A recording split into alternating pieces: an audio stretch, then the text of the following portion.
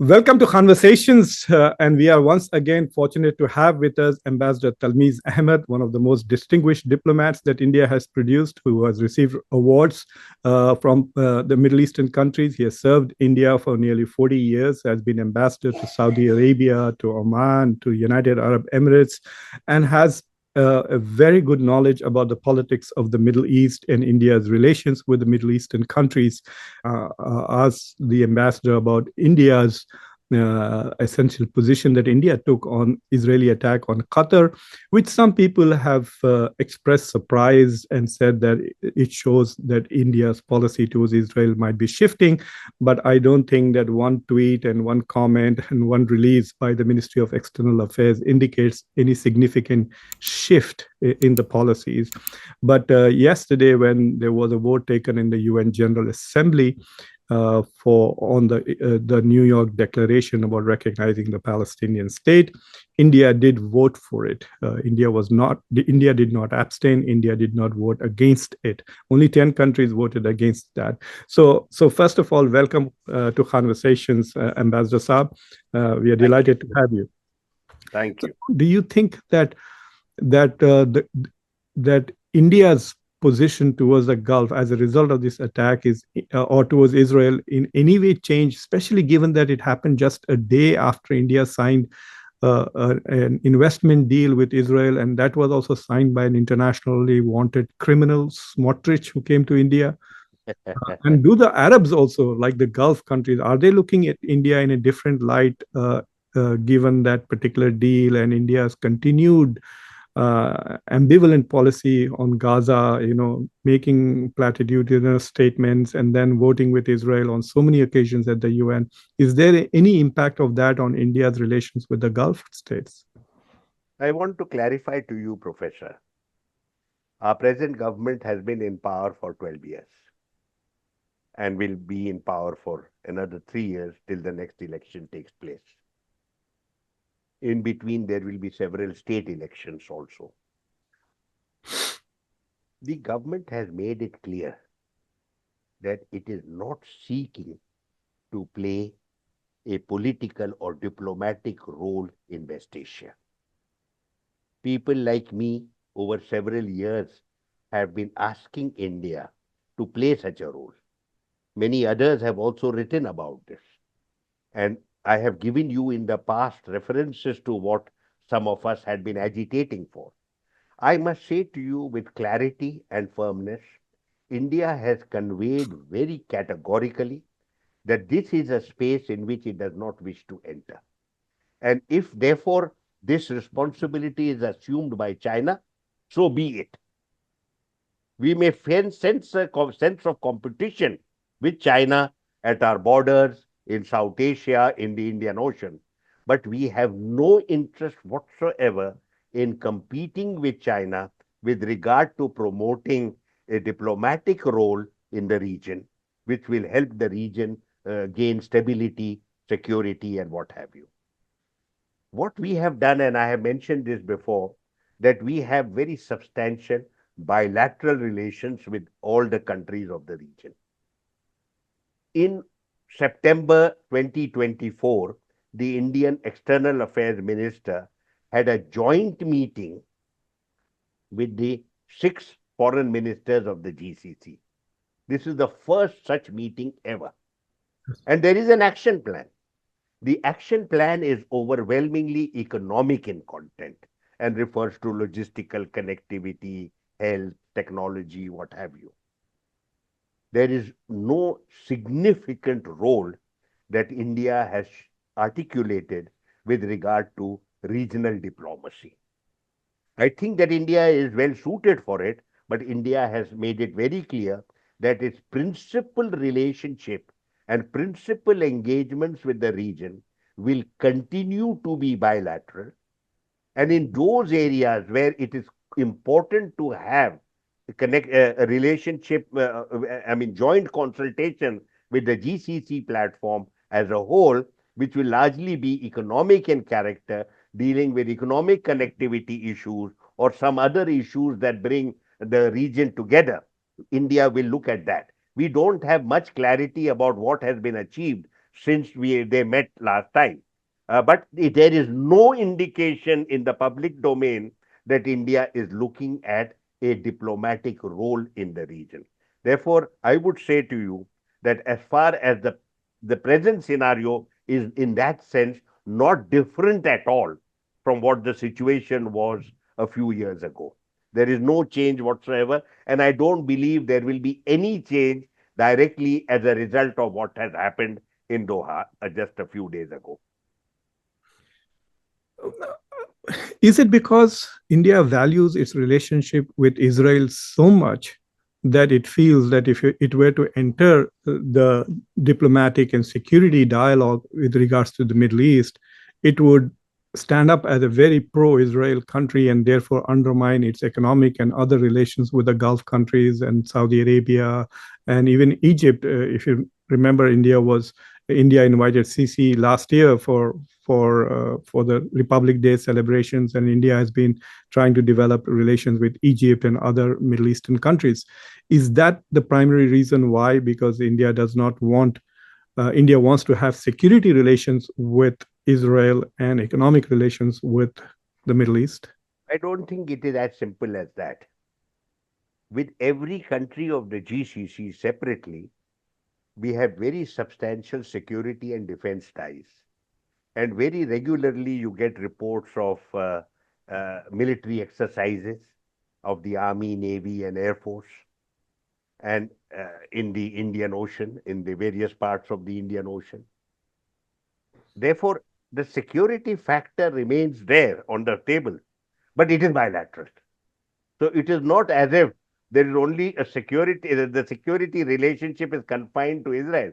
We have very substantial security ties with the region as a whole, but but separately, bilaterally. I would have preferred that there should be something done conjointly. Hopefully, there will be, but as of now, I have seen no evidence of this. In the meantime, the role player in regional affairs is China. China actually prioritized ties with the region as a whole collectively through various platforms. It has a platform for dialogue with the Arab League, a platform for the dialogue with the GCC. And these are very active platforms. It also has special envoys for the region. It has a special envoy for the Middle East peace process. It was very active diplomatically to bring Saudi Arabia and Iran together. And that arrangement has remained in place. And I would imagine it is likely to go forward successfully. India has not adopted that approach or has not adopted that approach whatsoever. And it is as if the political and diplomatic space is totally in the hands of China and possibly with Russia, though we haven't seen any indication of that. Russia is particularly active with regard to oil matters. It is a very crucial partner for the OPEC in the shape of OPEC Plus.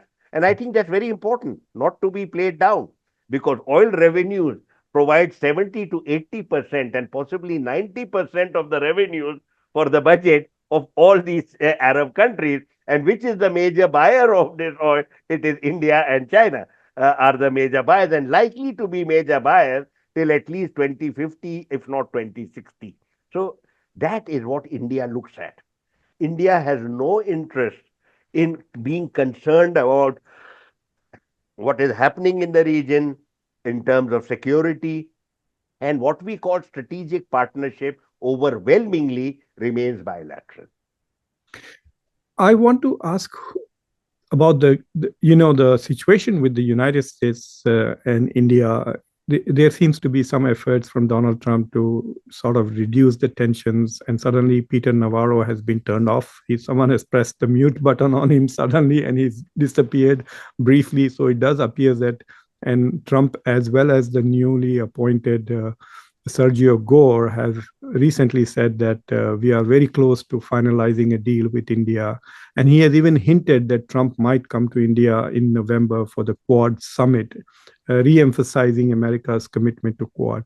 But the general consensus, both in America as well as in India, seems to be that Donald Trump has broken something fundamental between India and the US. India is probably never, ever going to trust the US. Again, it took 25 years to develop some degree of mutual trust, and India is probably never going to trust the US.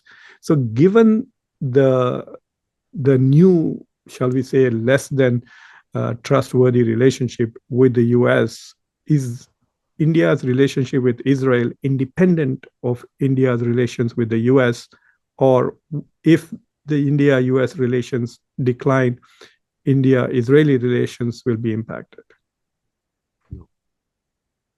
Firstly, I would say in diplomacy, we should never use the word never ever That's true. because Yeah, I agree. circumstances change very often.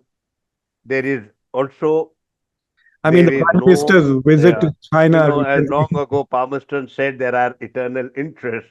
Yeah, There is no love, yeah, nor is there permanent hate. No permanent love, no permanent hate. Everyone serves a certain useful purpose, and that is fine. What I have defined to you is where India attaches importance and where India is not willing to get into. And that is the regional strategic space where security and strategic matters are concerned, we are not interested. Bilaterally, we are very interested. And where there are connectivity issues, we may get involved. But otherwise, the region as a whole, we are not involved diplomatically in order to pursue stability or security. With regard to Israel, the relationship is very important to India. It is very substantial from our point of view, and it has got uh, ideological ramifications as well as very crucial defense aspects and technological aspects. All three are important to India. I think the least important here is the ideological, though very often Indian writers and some Western writers talk about it. I would say to you with all candor, and I hope my friends don't get angry with me. I don't think too many people in the Hindu nationalist brigade have much knowledge about Zionism or know about the history of Zionism or the complex scenario, the complexities of Zionism. They only look at the fact that this is a very aggressive ideology that inflicts violence upon Muslims. That is all. I don't believe there is much depth, ideational depth, philosophical depth to this mutual understanding. I should also remind you that when in the 1960s, a bunch of Indian extremist, Indian Hindu nationalists from RSS and Jansang met the then Consul General of Israel in Mumbai, he wrote in his report, which has now been published, that this bunch of Hindu fascists called on me and wanted to build close relations. He called them Hindu fascists. So I'm not sure we should attach too much importance there. We should attach importance to the defense supplies that Israel is providing India certain niche equipment, equipment that is crucial. It may not be, it may be 8 or 10% of our imports. Maybe 60% is still Russian, 50 to 60% is Russian, and the American is 20%. Maybe Israel is just 10%, but it is a very crucial 10%. The last point I will say again is very important for India, as it is for Israel, is the technological aspect. The joint technological research and development that we are able to do, either bilaterally or even trilaterally with the UAE. We do a lot of the three of us do many things together in the UAE. So I think that is something that we should attach importance to. Also, publicly, the Israelis see no reason why they should not support India. I think that is a public posture, it's a political posture, but it goes down well in India, in our opinion. During the conflict we had with Pakistan recently, Israel was very supportive of India. Most other countries were much more muted, and the United States actually was hostile. I would therefore say to you that regardless of the state of affairs with the United States, I do not believe there will be any dilution in terms of our relations with Israel. With regard to the United States, I had mentioned don't say never ever. I think that what Donald Trump has succeeded in doing is to give India a reality check. There had been up to now a view largely misplaced that there is a certain special relationship between India and the United States largely promoted by the personal excellent chemistry between Prime Minister Modi and President Trump. That has received a reality check. We have been reminded rather crudely from Washington that India has no special place in the heart or mind of the US administration, that it will be treated just like any other. The relationship will be based on the assessment that is made in Washington about the value that ties with India bring to the United States.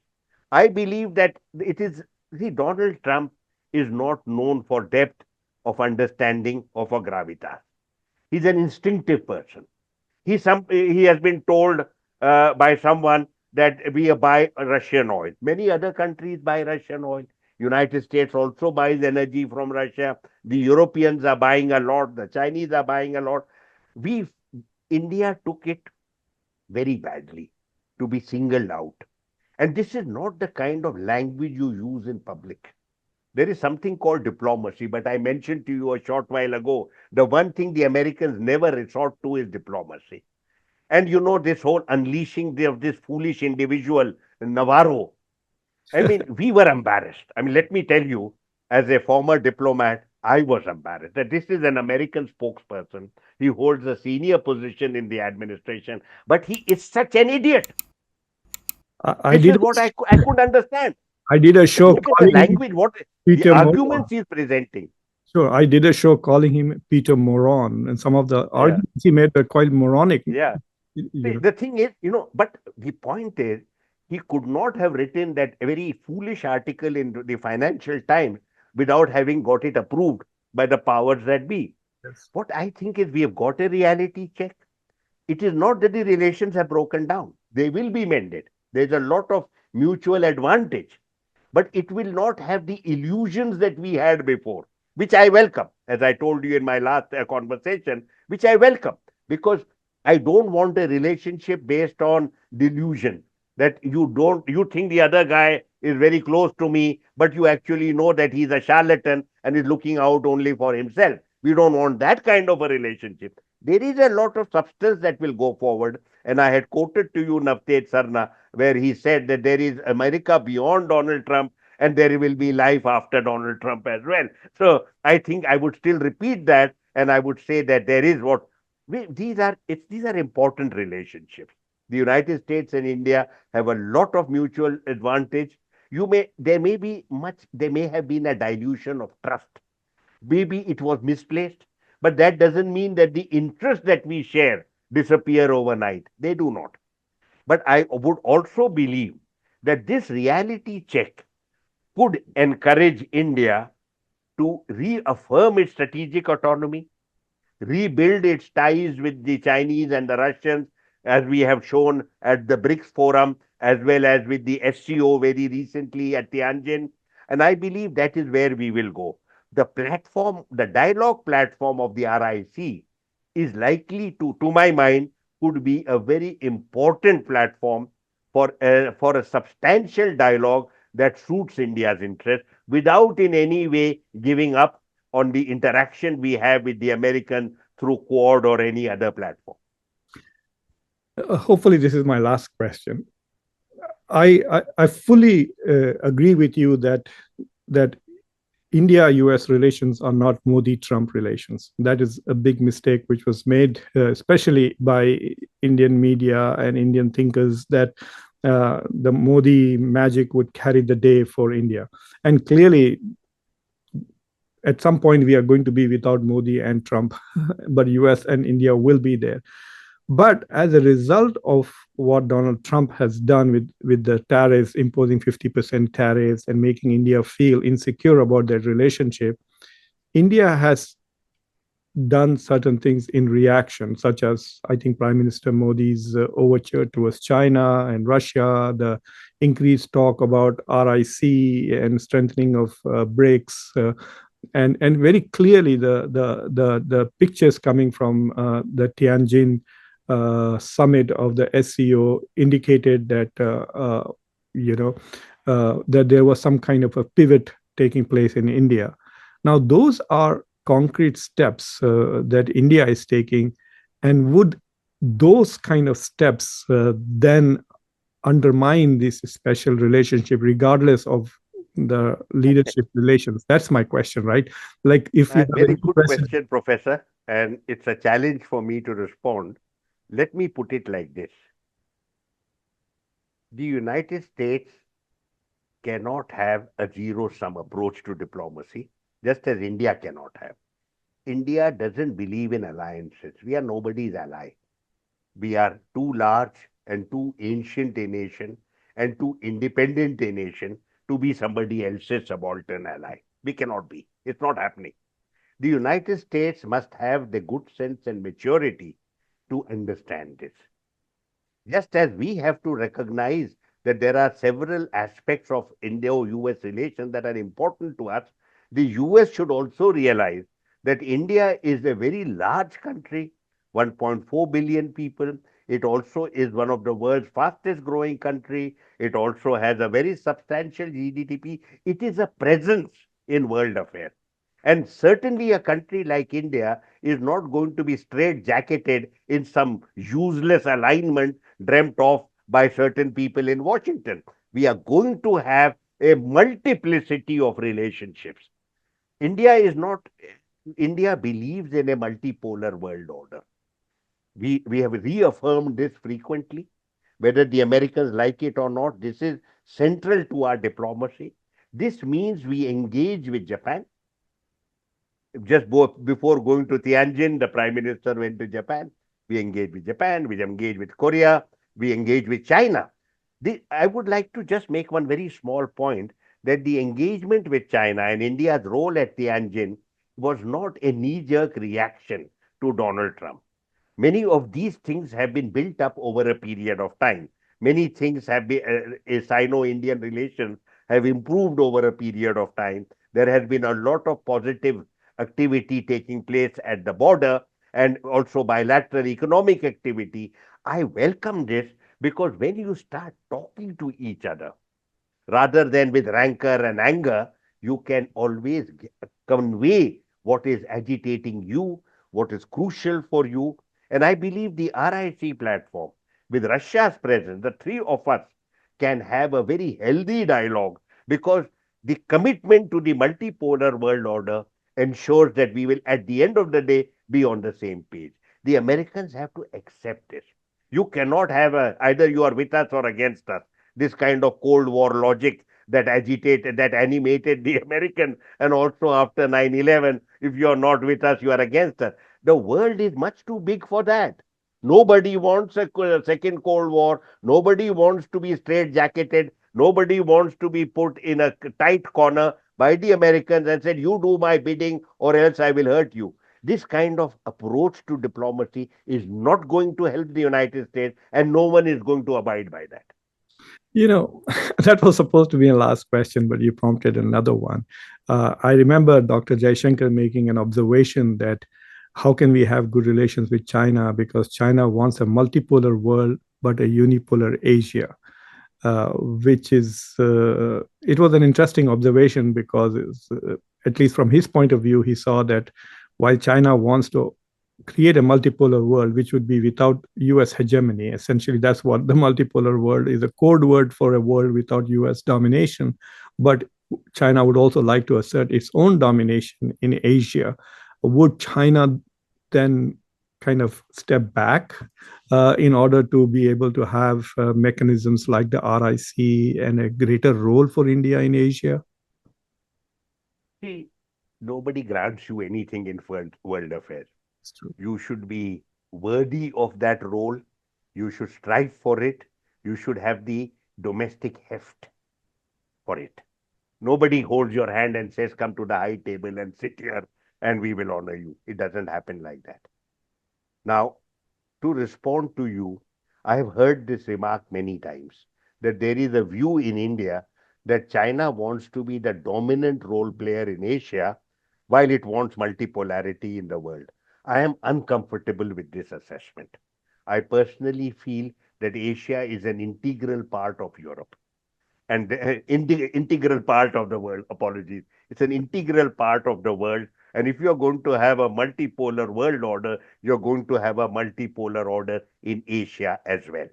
And I would like to just say, no individual country, certainly not China or United States or any other, can say, I dominate Asia. There cannot be. There cannot be a unipolar Asia. Firstly, just to put it very simply, the United States will not allow it. The United States has issues with regard to Chinese hegemony, particularly in the West Pacific, and they will challenge China if it becomes aggressive. So I would say straight away that this kind of very alluring mantra that sounds so good when you hear it, but Yeah. I don't buy it. I believe that Asia is too big to be dominated by one emerging power. I don't believe there is any consensus in Asia to be dominated by that power. Overwhelmingly in Asia, the support is for a multipolar world order where each of those role players. So multipolarity is not just for Africa and for Latin America, it is also for Asia. And look at the players I have in Asia. We have in Asia Japan, Korea. You think any one of them is going to be subordinate to the Chinese? You think Russia is going to be subordinate to the Chinese? What about Australia? Look at ASEAN. Look at Vietnam. So I think that let's not get into this glib terminology which is articulated without very careful analysis. When I look at the world, I see Asia as an integral part of the world. I believe that when I speak of multipolarity, I believe it as a global phenomenon, no new Cold War, no hegemony, and I want every one of us to play his or her role effectively in the regional affairs and to ensure that all our interests are heard, that our voice is heard and our interests are protected. Pastor Saab, as always, it's been extremely, shall we say, fruitful listening to you, and it's been a learning moment, and I really enjoyed these conversations. I want to thank you for coming and talking to us for such a long time, and I hope you continue to join us on Conversations. Thank you very much. Thank you very much, Professor. Always a pleasure to be with you. Your questions challenge me and give me a chance to get clarity in my own mind before I share it with you and your students and your other numerous listeners. Thank you very much, Professor. Thank you very much, sir.